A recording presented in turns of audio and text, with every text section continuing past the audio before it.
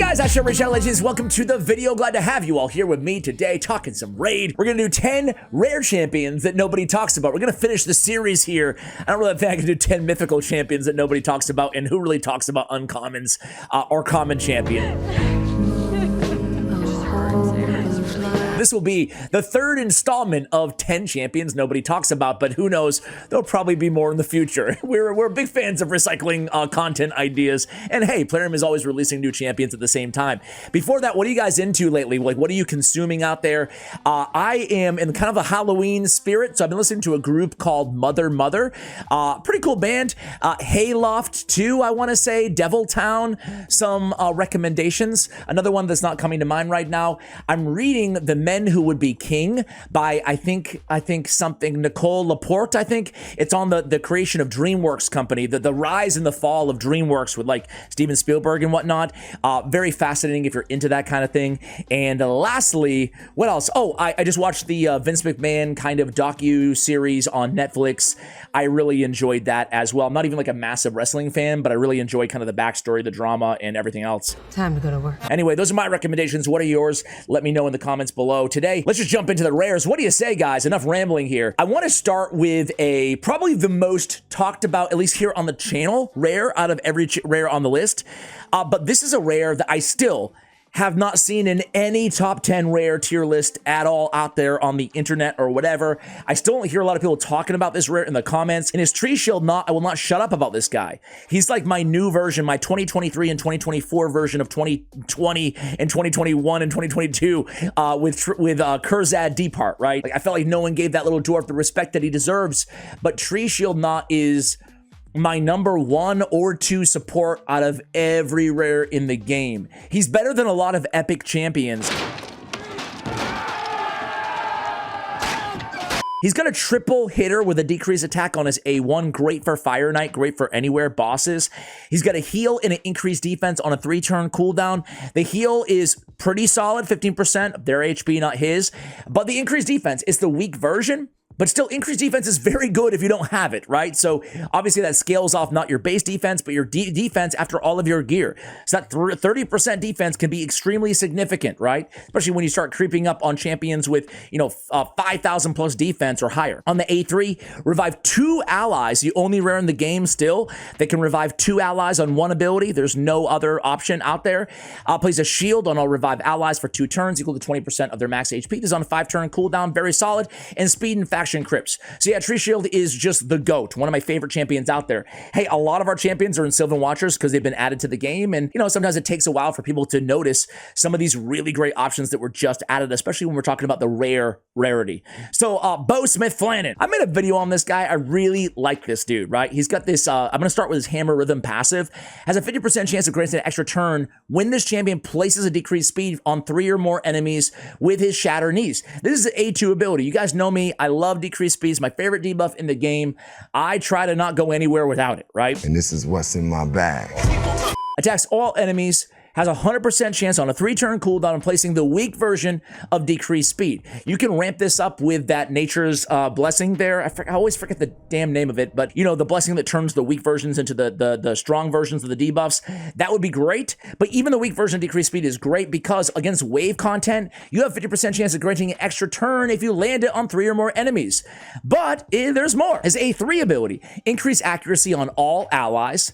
Weak version, but again, really nice to have. 25% extra accuracy can be a game changer, especially in progression. Then teams up with a random ally to attack a target enemy. So it's an ally attack now on Bo Smith. Now, granted, his ally attack isn't the strongest, only 1 ally, but the cool thing about it is his A1 is very good, and he's joining in on the ally attack. Attacks 1 enemy 2 times. Each hit has a 40% chance when booked of placing a stun. So each hit with a 40% stun, that's pretty dang dependable because we have 2 shots at landing it. Each hit also has a 50% chance of decreasing the target's turn meter by 5%. If the target's under a decreased speed placed by this champion, it's 10% instead. So really solid against Fire Knight progression, or just in general. I love this guy's kit. I love the synergy. I love the extra turn. I love the decreased speed. Really, really cool champion. And did I mention he's defense-based, so he's easy to keep alive as well. Really, really solid. Hey, we're not done here yet, guys. We got Ingid Twist Staffed. I actually really like this guy as well. So he's a support champion. He's not as tanky as some of the others that we mentioned here, but he has a decreased defense on his A1. It is a small land rate, but it is on each hit. So 30% chance, 35 with a sniper mastery, not too bad. Then we have an AoE, Burst of Despair. An AoE fills his champion's turn meter by 5% for each leech debuff on each enemy. Okay, it doesn't do a lot of damage. That's the downside here. But it's an AoE. You can put him in a stun set on a 3-turn cooldown. He has another AoE, again, on a 3-turn cooldown. I love the double AoEs, again, for the stun set, for control. Before attacking, increase accuracy on everybody for 2 turns. Again, that's a weak version of increased accuracy on all allies.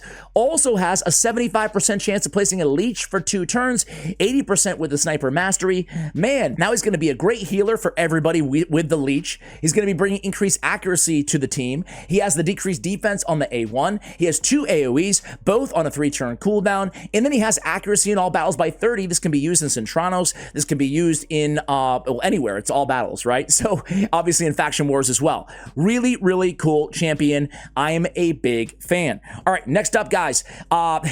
Should we do, there's one more here, guys. There's one more. Actually, I don't even mind Tribuck Colwyn, but I don't really like him as much as the others. But Branch Arm Lessier. Look me in the eye and say, Lasser. I really like this dude, man. He's solid. He's solid. He's an HP-based champion. He doesn't have a lot of HP, but he has a triple hitter with a heal on the A1. So again, at least we can like earn some of this HP back, a little lifesteal built in with a triple hitter. I love triple hitters on the A1 ability, again for Fire Knight. He has an AoE 3-turn cooldowns ×2 hitter. Each hit has a 75% chance of placing a decreased attack debuff for 2 turns. Again, that's the weak version of the debuff, as is usually the case with rare champions. I love this. I love the triple hitter going into the double hitter on the A2, the 3-turn cooldown, and the fact that it's a 75% chance when booked on each of the hits makes it a super dependable decreased attack. Also, a shield on all allies equal to 20% of his max HP. It scales pretty well at 17k. Man, this is an ability right here. This is a skill. The decreased attack, the ×2 hitter, the shield on everybody, and then a strengthen on all allies for 2 turns, and a provoke on an enemy for 1 turn. A provoke on one enemy might not sound like that anything that insane, but you can basically CC whoever you need to, whoever is posing the biggest threat at the time that this ability is off cooldown, with the strengthen for more damage mitigation on everybody, in addition to his shield, and then HP and dungeons by 15%. On the aura, but still, really, really solid kit. I really like that guy, and I slept on him for a while. All right, guys, I'm gonna go to one of my absolute faves. I made a whole video on this guy as well, so I guess I should really retitle this video 10 rares that nobody talks about except me, because I am a big fan of Longsword Turox.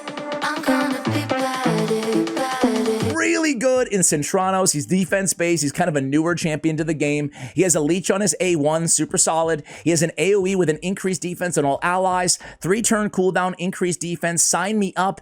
He has a provoke for 1 turn on an AoE. Now, the provoke is a 65% chance, my bad, of landing on a 3-turn cooldown. This is very good from a rare champion. With the increased defense, with the AoE, can deal some damage. He's defense-based, he's tanky, and he places the provoke. Check out his passive. Place a block damage buff on this champion for 1 turn if the incoming damage exceeds 20% of this champion's max HP.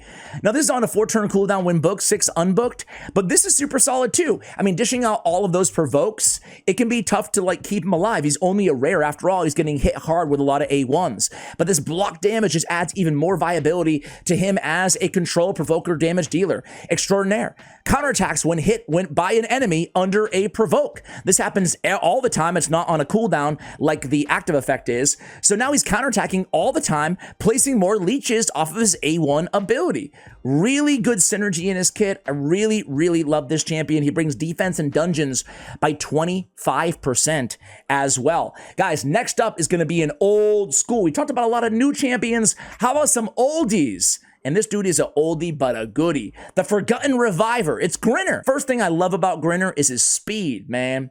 110 speed for a rare reviver. Hell yeah, that's fast. Resistant faction crypts, okay. His A1, an increased attack buff on all allies? Wait, so my man, the reviver, granted, it's only a 25% chance, but the big version on everybody for 2 turns? That's really solid. Now you can pair him with an ally attacker, compare him with a counterattack buff, and he'll be a dependable source for increased attack on your team. He has an AoE on a 3-turn cooldown on his shock ability, his A2. Attacks all enemies, has a 50% chance of removing a random buff from each target. I like the buff removal. It's a 50% chance, but it's a 3-turn cooldown. Really solid for a reviver. Revives an ally on a 4-turn cooldown, a shield on the revived ally, 2 turns, 20% of their max HP. It's not the strongest revive, but he's a rare. Keep that in mind. It's better than, most rare revivers out there. They're all generally pretty weak, but 50% survivability in the shield is really solid. Grinner is a super underrated reviver in this game. I'm gonna talk about another old school champion, guys, and actually I have 2 old schools here. Let's talk about one of them first. This one's a little bit more niche than all the other champions that we've spoken about in today's video, and he is... Here I am! It's right in front of my face, Sentinel. So Sentinel is, again, a bit more niche, but he's got a provoke on his A1. He's got a really freaking good provoke on his A1. Has a 75% chance of placing a provoke for 1 turn if the attack is critical. You got to build him with a 100% crit rate, but he can be one of the most dependable Magma Dragon provokers out there in the game. Again, niche, as I said, but if you're lacking, all the OP provokers out there, Sentinel can definitely help you out. He can also work well just in wave content in general. He is slow. His base stats aren't insane because he has an AoE with a decreased attack and a heal reduction on a 3-turn cooldown. Pretty solid.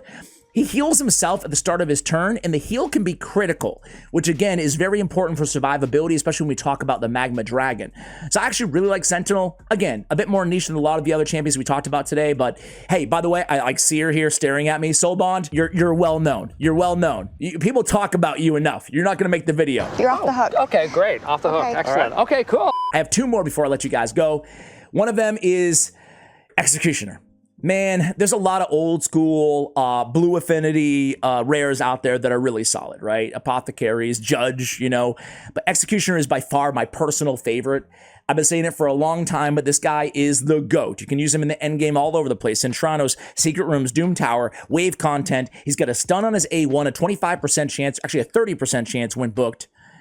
Really dumb that his damage scales off of attack. Okay, but whatever, I digress. His Tumult ability is one of my favorite rare abilities in the game. It's a 3-turn cooldown, attacks all enemies, decrease the turn meter by 20%. 20% turn meter depletion on an AoE is really solid for a rare champion. Also places the decreased speed. I love it so much. So I love this ability. So much control in a 3-turn cooldown. I love it. I love it. All right, increased defense on himself and a counterattack. He is defense-based champion. The counterattack is going to lead into more stuns with his A1 ability.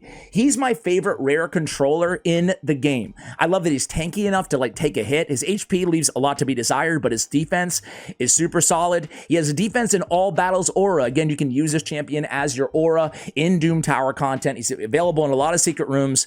Very, very, very good. All right, guys, I got 1 more for you. There should be more. Count again. 1 more, actually 2 more for you. I lied. I have 2 kind of new, not even new additions, but I don't know. Selenia and Nightcloak. So Selenia, she's an interesting champion. I see mixed reviews on her. I like Skrank better but he's an epic. But when we're looking, I don't even know why I mentioned that. I like Skrank better. He's a void epic. Just apropos of nothing. When we talk about burners for rares, there's not any options out there. There's very limited, like Coffin Smasher, for example, right? Selenia is really, when you talk about rares, the best burner out there. So what does she do? She heals on her A1 and AoE with an increased duration of burn on her A2 ability, okay? It's a 65% chance when booked. It's a 3-turn cooldown. Her A3 attacks 3 times at random before attacking, increased accuracy on this champion, which is nice. Also has a chance of placing a burn. That's a 75% chance, 80 with the sniper mastery for 2 turns. On her passive, boosts this champion's turn meter by 5% each time a burn debuff is activated. So again, is it the best burn in the world? It's no RTAC, but if you're looking for a rare burner, look no further. Selenia's got you covered, and she extends what she places, which is super, super solid. All right, guys, let's go and end this video super strong, if I can talk, and end with Petria. Petria. She is compared to Frozen Banshee, kind of the newer version, the better version of Frozen Banshee. Listen, I actually like Frozen Banshee a little bit better, but she's one of the top rares and top poisoners out there in the game still to this day. But Petria is a little bit different, and she's actually really solid. She has a decreased defense on her A1. If they're under poison sensitivity, it's a big version of decreased defense. Albeit it's each hit chance. It's only a 35% chance, 40 with sniper, but it is on each hit. And having a big version decreased defense on an A1, very, very good for a rare champion especially. On her A2, it's an AoE ×2 hitter. I love the AoE ×2 hitter, especially on a 3-turn cooldown. First hit is placing a decreased attack. Second hit, placing a poison for 2 turns. 75% chance of placing a poison, big version. 100% chance of placing a decreased attack, small version. Really good ability here, right? For a rare, damage mitigation and poisons on an AoE on a 3-turn cooldown. On her A3 ability, 3 times at random, each hit has a chance, 40% chance of placing a big version or small version, poison sensitivity, the only version of poison sensitivity for 2 turns. They actually have coded in the game, by the way, a 50% poison sensitivity, but no champion in the game has it. It's my secret ingredient. If this lands on the same target, also places a 5% poison for 2 turns. So triple hit, poison sensitivity, and the big version of poison with the increased defense and more poisons and decreased attack on her A2. Really good for poison wave content, great for dragon, great for anywhere you need poison, great for damage, great for clan boss, right? So a lot of utility from a very unique poisoner, a very good poisoner. There it is, guys. Those are my 10 rare champions that nobody really talks about. Which rare do you love that I didn't include on my list? I would love to hear from you guys in the comments below. Much love, and as always, take care, guys.